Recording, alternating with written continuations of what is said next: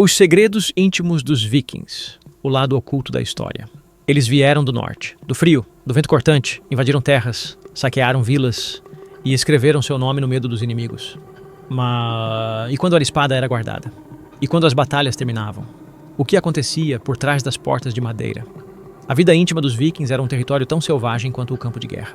Esqueça o moralismo medieval. Para eles, sexo não era pecado. Era força, era honra, era poder. Homens e mulheres tinham direitos iguais no amor, casavam e se separavam. Se ele não agradasse, ela ia embora, sem vergonha, sem condenação. Algumas mulheres comandavam terras, negócios, até embarcavam em expedições. E havia rituais, muitos rituais. Guerreiros buscavam relações antes da batalha, acreditando ganhar coragem e proteção dos deuses. Outros se abstinham, guardavam energia para lutar com mais fúria. Nas festas, o hidromel corria, as músicas ecoavam, e o prazer se tornava oferenda. Símbolos de fertilidade eram exibidos sem pudor, promessas de prosperidade, de força para a comunidade. Mas nem tudo era paz. Em tempos de guerra, a conquista de territórios podia incluir prisioneiros. As crônicas cristãs falam disso. Casamentos forçados, violências? O quanto é verdade? Difícil dizer. Mas os inimigos dos vikings tinham interesse em pintá-los como monstros. Entre eles havia códigos de honra. Quebrar a confiança íntima podia custar a vida. O pior insulto, chamar um homem de Argar, covarde, passivo. Um golpe mortal para a reputação de um guerreiro. A virilidade era prestígio, a fertilidade, bênção. Homens conquistadores eram admirados, mulheres férteis, reverenciadas. E sim, as mulheres escolhiam. E podiam trocar de marido se quisessem.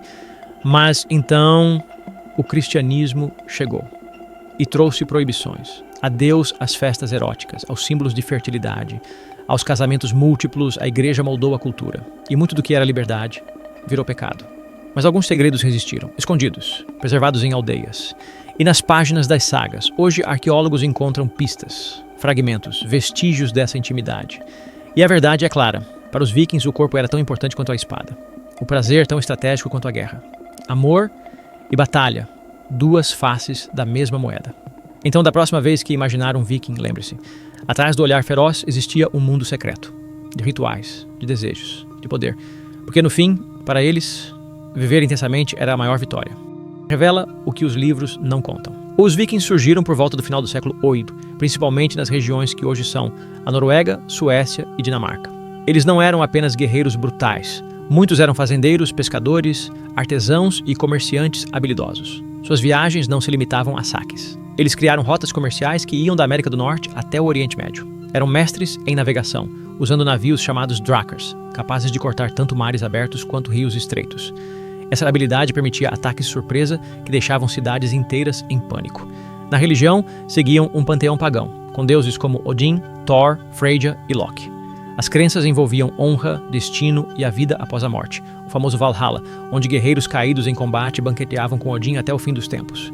Na aparência, vestiam túnicas de lã, capas grossas, e usavam joias não apenas como enfeite, mas também como sinal de status. Apesar da fama de sujos, estudos mostram que eram bem mais higiênicos que outros povos da Idade Média, usavam pentes, cortavam unhas e lavavam-se com frequência. O código social era rígido, a honra e a reputação eram mais valiosas que o ouro. Ofensas eram resolvidas por meio de duelos, compensações em prata ou vinganças que podiam durar gerações. Eles são retratados como guerreiros selvagens, barbudos, com capacetes de chifres e sede insaciável por sangue e ouro. Mas será que era assim? A verdade é, o viking que você conhece pode ser uma invenção. A palavra viking nem significava um povo específico. Era mais um estilo de vida, uma atividade. Ir a viking significava navegar, explorar e às vezes saquear. Na vida real, nem todos eram guerreiros. A maioria vivia como agricultores, pescadores, caçadores, cultivavam cevada, criavam gado, teciam roupas. E ao contrário do que mostram os filmes, eles se importavam com higiene. Pentes, pinças, limpadores de ouvido, tudo isso já foi encontrado por arqueólogos. Eles tomavam banho pelo menos uma vez por semana, muito mais que outros europeus da época. E sobre os capacetes com chifres, nunca existiram. Essa imagem nasceu no século XIX, em figurinos de ópera. Mas é claro, também havia as expedições. Eles navegavam em drakars, capazes de cruzar mares e rios. Apareciam sem aviso, rápidos, implacáveis. Hollywood mostra essas batalhas como o dia a dia deles. Mas a realidade era diferente. As viagens de saque aconteciam em períodos específicos do ano. O resto do tempo era dedicado à família, à agricultura, à comunidade. Outro mito, que eles eram apenas brutais. Na verdade, também eram grandes comerciantes. Criaram rotas que iam da América do Norte até o Oriente Médio. Levavam âmbar, peles, ferro, trazendo seda, vinho e especiarias. Hoje, a cultura pop transformou os Vikings em símbolos de coragem e rebeldia. Séries, filmes, músicas, tudo amplifica o drama, a violência, a intriga. E sim, isso prende a atenção, mas também esconde um detalhe importante. Eles não lutavam apenas por glória, mas por sobrevivência. O inverno escandinavo era implacável. Conquistar terras, gado e mantimentos não era luxo. Era questão de vida ou morte.